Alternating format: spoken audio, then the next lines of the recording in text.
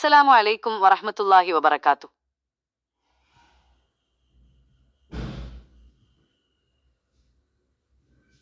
എന്റെ പ്രിയപ്പെട്ട കൂട്ടുകാരെ, സുഹൃത്തുക്കളെ, ചരിത്രത്തിന്റെ താളുകളിൽ സ്വർണ്ണലിപികളാൽ എഴുതപ്പെട്ട ഹൃദയസ്പർശിയായ ഒരു വലിയ കഥയാണ് ഇന്ന് ഞാൻ നിങ്ങൾക്ക് പറഞ്ഞു തരുന്നത്. അധികാരം കയ്യിലുണ്ടായിട്ടും തന്റെ പ്രജകൾക്ക് വേണ്ടി രാവുറങ്ങാതെ തെരുവിലിറങ്ങിയ ലോകം കണ്ട ഏറ്റവും വലിയ നീതിമാനായ ഭരണാധികാരി അമീറുൽ മുഅ്മിനീൻ ഉമർ ഇബ്നുൽ ഖത്താബിന്റെ ജീവിതത്തിലെ ഒരു രാത്രിയെക്കുറിച്ചാണ് ഈ ചരിത്രം. ഭരണാധികാരി എന്നാൽ എങ്ങനെയായിരിക്കണമെന്നും തന്റെ ജനതയുടെ പട്ടിണി സ്വന്തം വയറിന്റെ വിശപ്പായി കാണുന്ന ഒരു വലിയ മനസ്സിന്റെ ഉടമ എങ്ങനെയായിരുന്നുവെന്നും ഈ കഥ നമ്മെ പഠിപ്പിക്കുന്നു. മദീനയിലെ കൊടുംതണുപ്പുള്ള ആ രാത്രിയിൽ ആ കൂടാരത്തിൽ നടന്ന സംഭവങ്ങൾ എന്തെല്ലാമായിരുന്നു? ആ മാതാവ് പടച്ചവനോട് കരഞ്ഞു പറഞ്ഞ സങ്കടങ്ങൾ എന്തായിരുന്നു? വാശിയും ദേഷ്യവുമല്ല, കരുണയും നീതിയുമാണ് ഒരു മനുഷ്യനെ ഉന്നതനാക്കുന്നത് എന്ന് തെളിയിക്കുന്ന ആ വലിയ ചരിത്രത്തിലേക്ക് നമുക്കൊന്ന് കണ്ണോടിക്കാം. സ്വർണ്ണലിപികളാൽ എഴുതപ്പെട്ട ഒരു സംഭവമാണ് ഇന്ന് ഞാൻ നിങ്ങളുമായി പങ്കുവെക്കുന്നത്. അധികാരം കയ്യിലുണ്ടായിട്ടും തന്റെ പ്രജകൾക്ക് വേണ്ടി രാവുറങ്ങാതെ നടന്ന ലോകം കണ്ട ഏറ്റവും വലിയ നീതിമാനായ ഭരണാധികാരി ഉമർ ഇബ്നുൽ ഖത്താബിന്റെ ജീവിതത്തിലെ ഹൃദയസ്പർശിയായ ഒരു രാത്രിയെക്കുറിച്ചാണ് ഈ കഥ. കഥാഭാഗം.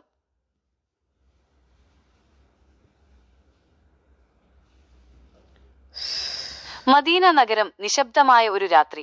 മരം കോച്ചുന്ന കഠിനമായ തണുപ്പായിരുന്നു അന്ന്. ജനങ്ങളെല്ലാം പുതപ്പിനുള്ളിൽ ഉറങ്ങിക്കഴിഞ്ഞു. എന്നാൽ ആ നഗരത്തിന്റെ കാവൽക്കാരനായ അമീറുൽ മുഅ്മിനീന് മാത്രം ഉറക്കമില്ല. അദ്ദേഹം തന്റെ വേഷം മാറി ആരും തിരിച്ചറിയാത്ത വിധത്തിൽ സഹായിയായ അസ്ലമിനൊപ്പം നഗരപ്രദക്ഷിണത്തിനിറങ്ങി. നഗരത്തിന് പുറത്തുള്ള വിജനമായ ഒരു മലയടിവാരത്തെത്തിയപ്പോൾ ദൂരെ ഒരു ചെറിയ വെളിച്ചം അമീറുൽ മുഅ്മിനീന്റെ ശ്രദ്ധയിൽപ്പെട്ടു. അതൊരു കൂടാരമായിരുന്നു. ആ കൂടാരത്തിന് മുന്നിലെത്തിയ അദ്ദേഹം കേട്ടത് ഉള്ളുലയ്ക്കുന്ന കുട്ടികളുടെ കരച്ചിലായിരുന്നു. അമീറുൽ മുഅ്മിനീൻ ആ കൂടാരത്തിന്റെ വാതിലിൽ പതുക്കെ മുട്ടി. അപ്പോൾ അകത്തുനിന്ന് ആ സ്ത്രീ ദേഷ്യത്തോടെ വിളിച്ചു ചോദിച്ചു, ആരാണത്? ഈ പാതിരാത്രിയിൽ ഇതെന്തൊരു സ്വൈരക്കേടാണ്? പട്ടിണിയാണെങ്കിൽ പട്ടിണി. ഈ കുടിലിനകത്ത് വാതിൽ അടച്ചു കിടന്നു പൊറുക്കാനും നിങ്ങൾ സമ്മതിക്കില്ലേ? സങ്കടവും വിശപ്പും കൊണ്ട് ആ മാതാവ് അത്രമേൽ തളർന്നിരുന്നു.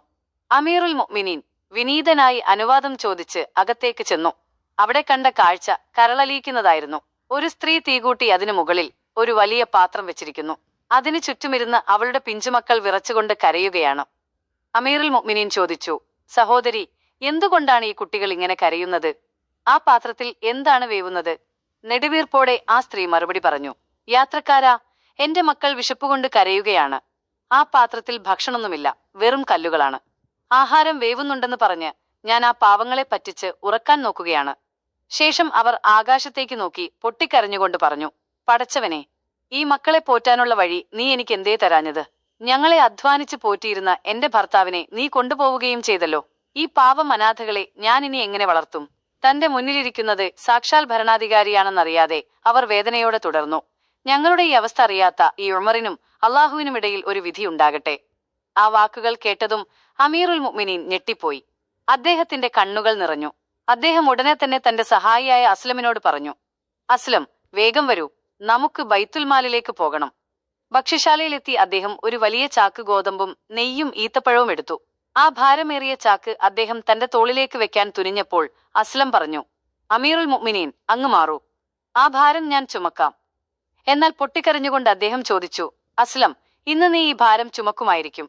എന്നാൽ നാളെ അന്ത്യവിധി നാളിൽ അള്ളാഹുവിന്റെ മുന്നിൽ എന്റെ പാപഭാരം നീ ചുമക്കുമോ?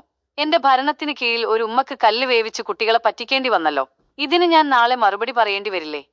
ഭാരമേറിയ ആ ഭക്ഷണപ്പൊതിയും തോളിലേറ്റി അദ്ദേഹം ആ കൂടാരത്തിലേക്ക് ഓടിയെത്തി. അദ്ദേഹം തന്നെ തീ ഊതിക്കത്തിച്ചു. ആ പുക അദ്ദേഹത്തിന്റെ മുഖത്തും താടിയിലും പറ്റിപ്പിടിച്ചു. അദ്ദേഹം സ്വന്തം കൈപ്പടയിൽ ആ കുട്ടികൾക്ക് ഭക്ഷണം പാകം ചെയ്ത് അവർക്ക് ഓരോരുത്തർക്കും വാരിക്കൊടുത്തു. മക്കൾ വയറുനിറയെ ആഹാരം കഴിച്ച് സന്തോഷത്തോടെ കളിച്ചിരികളിൽ ഏർപ്പെട്ടപ്പോൾ ആ കൂടാരത്തിന്റെ ഒരു മൂലയിൽ അമീറുൽ മുഅ്മിനീൻ ഒളിഞ്ഞു നിന്നു നോക്കി. വിശപ്പുകൊണ്ട് കരഞ്ഞ ആ കുഞ്ഞുങ്ങൾ തൃപ്തിയോടെ ചിരിക്കുന്നത് കാണുന്നതുവരെ അദ്ദേഹം അവിടെ നിന്നു.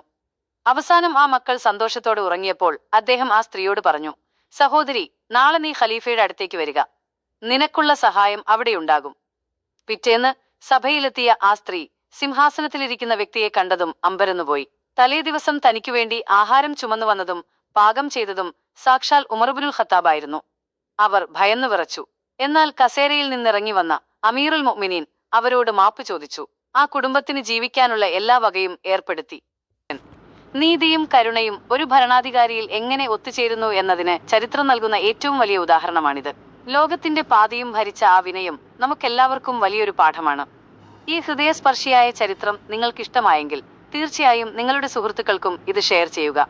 ഇത്തരത്തിലുള്ള കൂടുതൽ ചരിത്രങ്ങളും കഥകളും കേൾക്കുന്നതിനായി നമ്മുടെ ഈ ചാനൽ സബ്സ്ക്രൈബ് ചെയ്യാൻ മറക്കരുത്. നിങ്ങളുടെ വിലയേറിയ അഭിപ്രായങ്ങൾ കമന്റായി രേഖപ്പെടുത്തുമല്ലോ. ഇൻഷാ അല്ലാഹ് മറ്റൊരു നല്ല കഥയുമായി നമുക്ക് വീണ്ടും കാണാം. അസ്സലാമു അലൈക്കും.